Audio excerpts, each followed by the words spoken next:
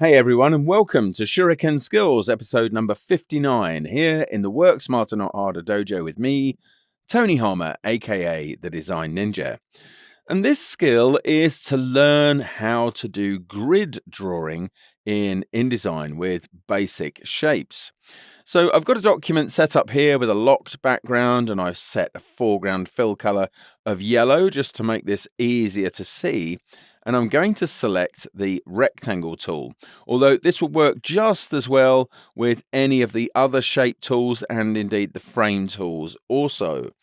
So if I start to draw up at the top here and then use my arrow keys, if I use the right arrow key as I'm drawing, you can see that I'm drawing more instances of shapes. And if I use the up arrow key, then I'm adding more rows. Now the left arrow key will take columns away if you're doing that, and the down arrow key will actually remove rows as well. And you can see here that I've got a nicely drawn grid of shapes. But of course it's not in the right place, and that's something else I can rectify while drawing. So I'll draw again here, so I'll come up to the top and start to draw, and if I use my right arrow once and twice there like so, then I can hold down my space bar and move that up to where I want it to be. And then if I'm happy, just release at that point.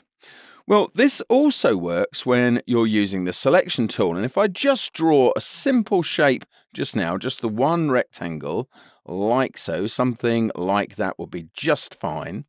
Then I'll tap F to get the frame tool, and I'm going to draw a frame on top of that. Okay, and then I'll tap T to get the text tool and just draw a frame off of the edge of the shape here, fill it with placeholder text, like so, just so it's got something in there to start off with. Hit escape to come out of that and position that like so. So how does this work then when you're doing the grid drawing thing? Well, this is how. If I select all of those things, okay, and then hold down the Alt or Option key, start to drag, and then use my arrow keys like so. So if I hit my right arrow once, I'm going to create another copy, and my up arrow, I'm going to create another row like so.